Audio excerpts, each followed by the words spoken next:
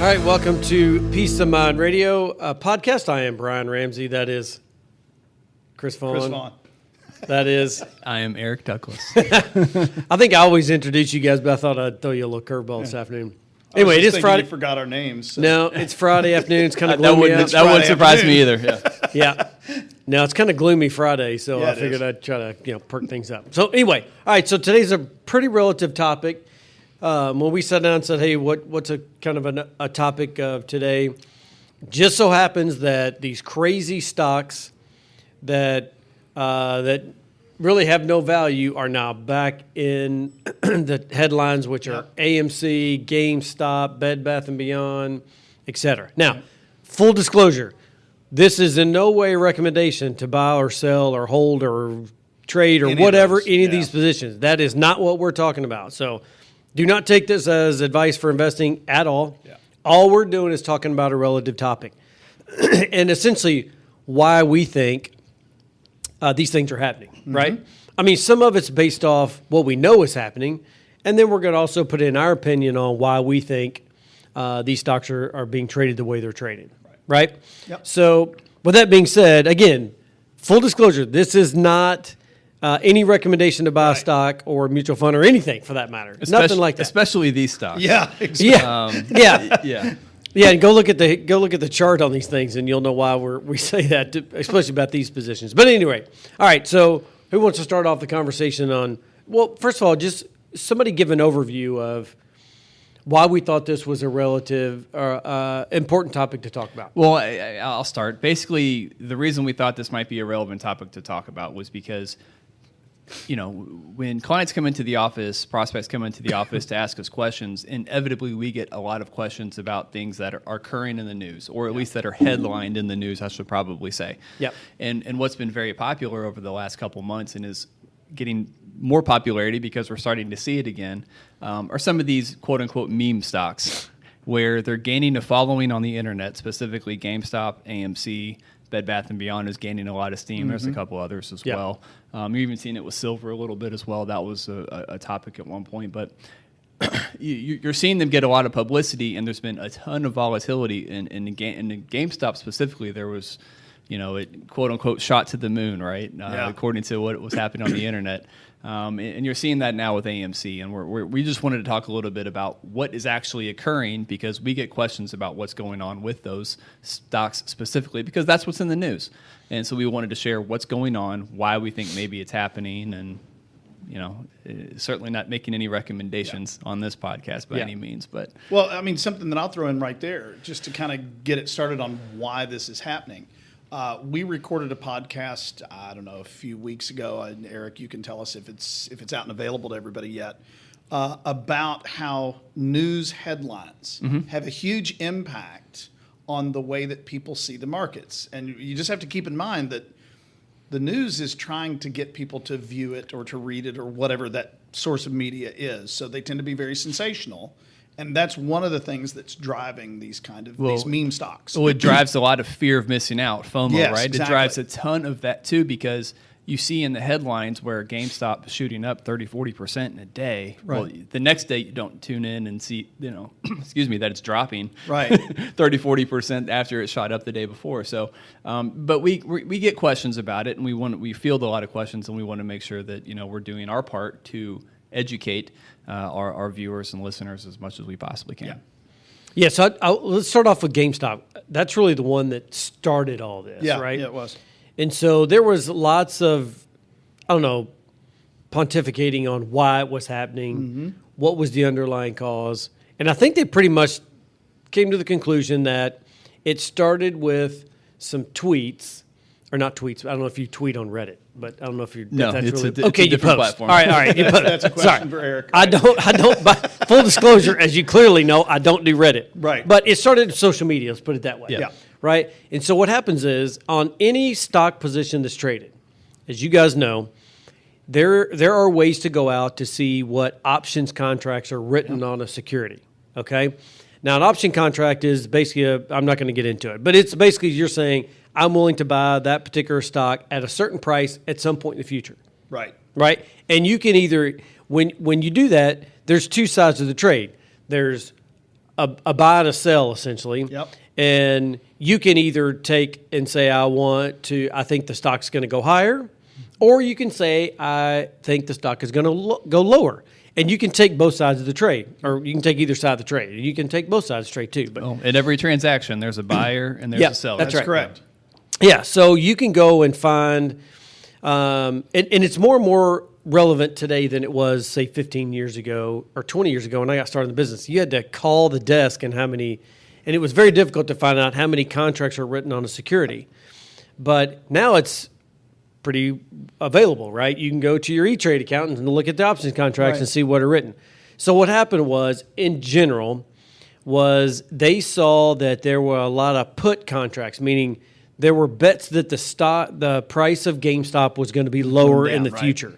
They saw that there was all this volume written for put because all these institutional groups that put all these contracts in there said, we think this price of the stock can go lower. Right. So a couple guys were like, hey, I see they're loading up on put options on this position, so we're going to go out to our social media platforms and we're going to be influencers and we're going to have everybody buy the price of the stock. Now, why is that important to the guy that basically says he thinks it's going to go lower and you're trying to push the stock higher? Anybody want to tackle that one?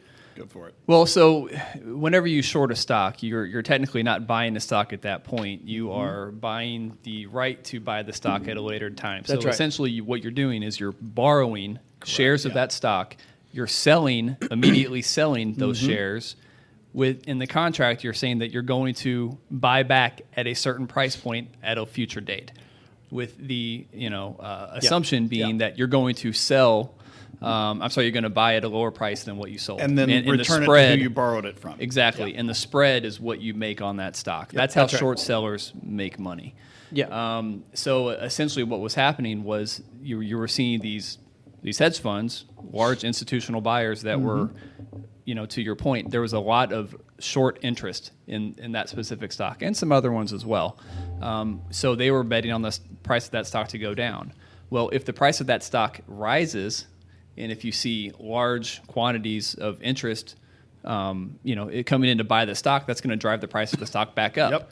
So what that forces the short sellers to do is inevitably they have to end up buying back that stock. They're forced to buy that stock because options contracts have a deadline. Yep. So if it's a 3-month options contract, for example, in 3 months you have to buy back that stock at whatever the price of that stock is at that point.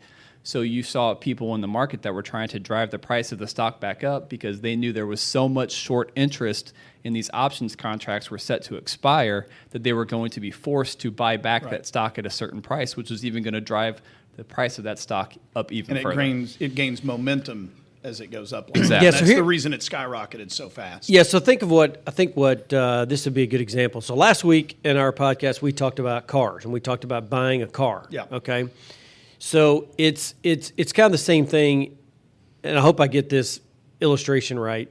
But if I bought a car, right, and I paid X amount of dollars for it. Let's say it's $50,000. Okay. I go out and something happens to the car. Now the car's worth $40,000, but I owe $50,000 on the car. So even though I sold it for $40,000, I still have to pay the other $10,000, and that's essentially what short selling is, right? When the price of the stock, if you're saying it's a $30 stock and you're saying, I bet it's going to go to 10, and it goes to 10, you make $20 a share. If it goes to 30, now you owe $10 a share. That's kind of the point, right? So what these guys did on this social media platform, they're like, hey, these are the big institutional, the concept was that the short sellers were these big institutional hedge funds that basically make millions and millions and millions of dollars every month off the backs of individual investors because they're short and they'll put pressure on a stock because they load up options contracts either higher or lower, which drives the share price. They get out of it and make $1 a share, but they got millions of shares. They make millions of dollars per trade. So these guys are like, hey, let's give it back to the institutional guys. So they got on their platforms and said, hey, everybody, there's a bunch of, these institutional guys are now shorting GameStop. We know it, regardless of whether the company has any value at all, let's put it to the institutional guys, and so they started driving up the price, right? So they started driving up the price. Well, y'all can remember it was like a $20 stock, and it went to $400 and some a share in days. Oh yeah, within a couple of days. Yeah, time, so it just rocketed up. I mean, I remember seeing it was up 1,000% or so. I mean, crazy it was numbers. Oh, it was crazy numbers. And plus, it happened in the middle of. I mean, you also have to remember, taking a step back even further. This all happened kind of in the COVID era when everyone was at home at that point a year ago today, which was one of the driving forces, no doubt. And so more people were going online. There was an increased interest in buying and selling stocks. Other personalities, media personalities were doing it, and so it became a much bigger thing. So there was an increased interest on it. And to your point earlier, when you talk about it used to be really hard to do this. You had new apps like Robinhood that it made it much easier to be able to make these types of trades and buy these types of contracts. So, well, look, at the end of the day, if you're an individual, what they planned on was the average person that was a follower could jump onto apps like Robinhood or whatever and buy 2 or 3 shares of this thing per person. Well, you get hundreds of thousands of people buying 2 shares. It's a lot of volume, right? It's a lot of volume, which drives up the price. Yep. And it basically sunk a couple of these institutional guys. I mean, literally one of them, they had to go borrow, I heard, like $2.8 billion from another hedge fund just to cover the short sale. Yikes. That they were, the short position. So anyway, that's kind of what started this whole thing, right? And we've seen others. I think we were talking about silver was an issue at one point. They were trying to drive the price up of silver, AMC, and the reason it's back in is because AMC, they're doing that again with AMC. They're doing it again with AMC, that, at one point that stock was down like less than $2. Yeah. Today it touched 30. I don't know if it's still up there, but so we're seeing it happen again, which is why this is timely again. Right. I know Bed Bath & Beyond is another one. They're trying to. There's a lot of short interest in that, so they're trying to drive that one up again. Right. So these have become known as the meme stocks, and there's some other ones out there, but those are the primary ones. Yeah. So the reason we bring this up is one, because it's a relevant topic, and we do have clients that come in here and say, "Hey, what's the story going? What's going on with GameStop? I watch CNBC or Yahoo News, and it's all over. So I want to kind of what's going on." So we've explained to them a little bit how option trading work, and we don't get into too much detail, but it is relevant. And I think there's 2 important lessons to learn out of that. One, we talked about 2 or 3 weeks ago, which is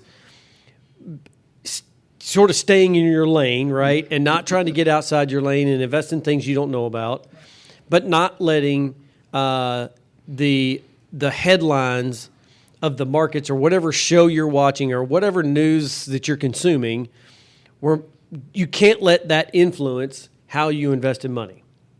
Would you guys agree? Yes. Keep your emotions out of it. Yeah, that's why. So stay in your lane. Yeah, and you would put it this way. I mean, as long as you are reaching your goals and you're staying on track with your financial plan, everything else is noise. Right. And that hasn't changed. That does not change regardless of what's happening in the headlines or on the TV, financial media every day. Yeah. So that's one thing. Just let the noise go and be noise. Don't worry about the whole fear of missing out thing. That's huge. I mean, we see that all the time. Some topic comes up about a position or gold or whatever it is.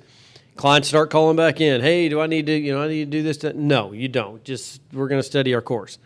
But so watch where you get your information. Yep. Don't get caught up in the headlines and all that good stuff. Right. Don't get caught up in the sensationalism of the headlines. That's where your emotions can just start driving your decisions. Well, the other thing too is by the time you're seeing it in the news, it's already happened. True. You've already missed the boat.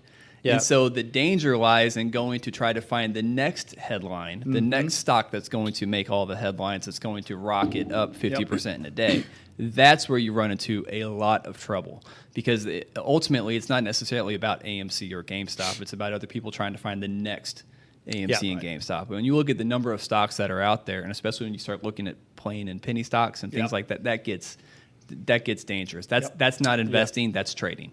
Correct. Yeah. So the other sort of lesson to be learned in all that I think is important is if you have an interest in buying an individual stock position, one of the best piece of advice I ever received in this business was right when I first started the business. I actually thought I wanted to be kind of that stock jockey, right? I thought it'd be cool to go and buy shares of stocks and all that. And I had this gentleman, I worked at one of the big wirehouses when I first got started, And I asked him about it, and he was like, look, don't get caught up in reading charts and, and this is back when they posted everything in the newspaper every day, and you could get back and what I'm talking about. And he's like, look, if you're going to invest in a company, invest in companies that you either eat their product, wear their product, use their product, or have an interest in their product. Do something that has an interest. So as an example, this has been years and years and years ago, I bought one of the very first generation iPhones. Okay. I bought it. It worked great for like 6 months, and then I had an issue with it. And they said, you go to the Apple store, which was in Oxmoor Mall, I think. I go walking in there, and first off, it was like a Tuesday morning at like 11. I'm thinking, there's nobody going to be there. Packed. Slam packed. And when I finally got somebody, he was like, I can take your name and have, you can come back on Tuesday. I'm like, what in the world are you talking about? I have to come back? I come in here, filter through all these people, and I have to make an appointment? I was like, all right, Apple's got something going on. So I did my due diligence. I read about the company. I was like, hey, I'm using their product. So I invested a little money in it.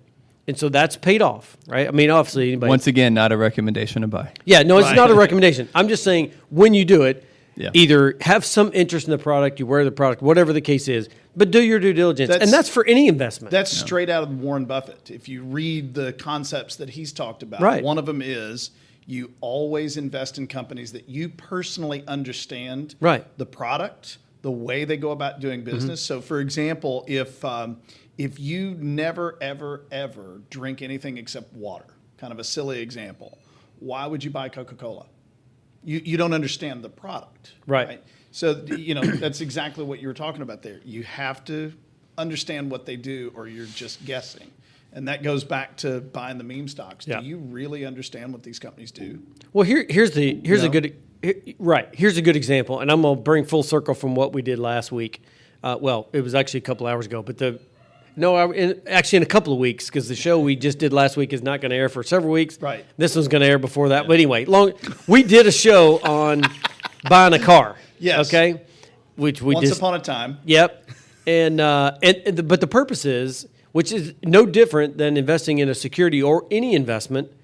It's the same thing in investing in like a vehicle. You're not going to just walk out to any random car lot and just pick one that you saw on TV that was, hey, this particular car, and just pick it. Never test driving it, never doing any kind of research, never getting the Carfax. No one would ever do that. Great example. Right? Yeah. So you're going to go out and do your research. You're going to get the Carfax. You're going to go test drive it, drive it around. You're going to move all the chairs and make sure everything works. And then if the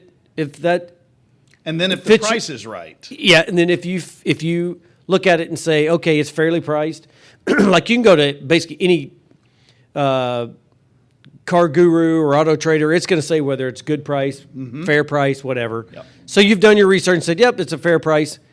Then you've done all your research in order to buy that car.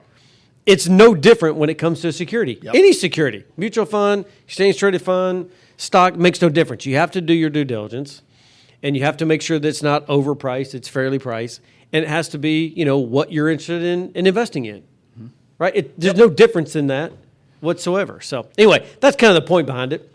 You shouldn't spend more time reading random Amazon reviews for something you're about to buy there than you would making a stock purchase. That's true. Wow. Well, I mean, the sad thing is, there's people that do that. I do it. Right. Okay. I'm not talking about buying stocks. I'm talking about reading reviews on Amazon and doing due diligence on even just like a $20 purchase on Amazon. Right. Just for something pretty simple. So you should be doing more due diligence on the stock purchase, right? Okay. than something random that you'd be buying online. Yeah, and so I think that's the point of today is, and why we hadn't spent a ton of time on it, why we've really not done this in the past, is because we try to keep clients sort of out of the noise and not pay attention to the noise, and just sort of steady your course. Right? We build great portfolios. We're not taking wild chances on GameStop or AMC or anything like that. There's no reason to do any of that. And for the most part, as long as you have your plan in place, there's no reason to go and do that unless you just want, kind of play around. But that's a totally different topic of conversation. So anyway, point today was, yes, there's noise around these positions. Don't get caught up in the whole fear of missing out. Don't get caught up in buying or investing in something that you know nothing about. Just steady Eddie, invest in nice core holdings and just make sure that you're saving enough so that you can have enough so that you can live your life the way you want to. That's kind of the point behind it. There you go. Right? Absolutely. All right, very good. Well, listen, that's it for another week. And by the way, if you want to call us and talk to us about AMC or GameStop or anything else, it's not a recommendation to buy. I cannot emphasize that enough. But if you want to just ask, in theory, why is this happening, we'd be happy to talk to you. We also have another podcast, so make sure you check out every week for this podcast, Peace of Mind Radio podcast. We also have another one that is Connecting the Commonwealth, where we do nothing but talk to other business owners about products and solutions for small businesses around here. It's kind of a cool one. It's one of my favorite ones that we do. And then we have a third one called Burgers and Bourbon, which we were going to try to do today. We're not going to be able to do today, so I'm kind of a little bummed. But anyway, I'm just kind of hoping that nobody can hear my stomach growling in my I mind know. right now, because I was thinking about that one. I know. We did actually pick out a pretty good burger place. Well, the burger place is kind of cool. I don't know if the burgers are any good because we've never been there. We'll find out next time. But anyway, all those come out on a weekly basis, so we like to put a lot of content out. And I'll let Eric close us out because I can never remember what he says. I'm sure the producer's going to put this up on the screen, but when they're trying to call us, what would that number be? Well, you do it. I'll do it. Okay. Yeah, so it's 502-200-5210, or you can email us at info@fwppartners.com. Yep. All right, Eric, sign us off. Yep. So if you're watching this, we appreciate you giving us a like, giving us a subscribe on YouTube. If you can leave a rating and a review on Apple Podcasts, that'd be greatly appreciated as well. Thanks for tuning in. Have a good week. The information given herein is taken from sources at IFP Advisors, LLC, doing business as Independent Financial Partners, IFP, IFP Securities, doing business as IFP, and its advisors believed to be reliable, but it is not guaranteed by us as to accuracy or completeness. This is for informational purposes only, and in no event should be construed as an offer to sell or solicitation of an offer to buy any securities or products. Please consult your tax and/or legal advisor before implementing any tax and/or legal-related strategies mentioned in this publication, as IFP does not provide tax and/or legal advice. Opinions expressed are subject to change without notice and do not take into account the particular investment objectives, financial situation, or needs of individual investors. This report may not be reproduced, distributed, or published by any person for any purpose without IFP's express prior written consent. Securities offered through IFP Securities, LLC, doing business as Independent Financial Partners, IFP, member of FINRA and SIPC. Investment advice offered through IFP Advisors, doing business as IFP, a registered investment advisor. IFP and Family Wealth Planning Partners are not affiliated. The information given herein is taken from sources that IFP Advisors, LLC, doing business as IFP, IFP Securities, LLC, doing business as IFP, and its advisors believed to be reliable, but it is not guaranteed by us as to accuracy or completeness. This is for informational purposes only, and in no event should be construed as an offer to sell or solicitation of an offer to buy any securities or products. Please consult your tax and/or legal advisor before implementing any tax and/or legal-related strategies mentioned in this publication, as IFP does not provide tax and/or legal advice. Opinions expressed are subject to change without notice and do not take into account the particular investment objectives, financial situation, or needs of individual investors.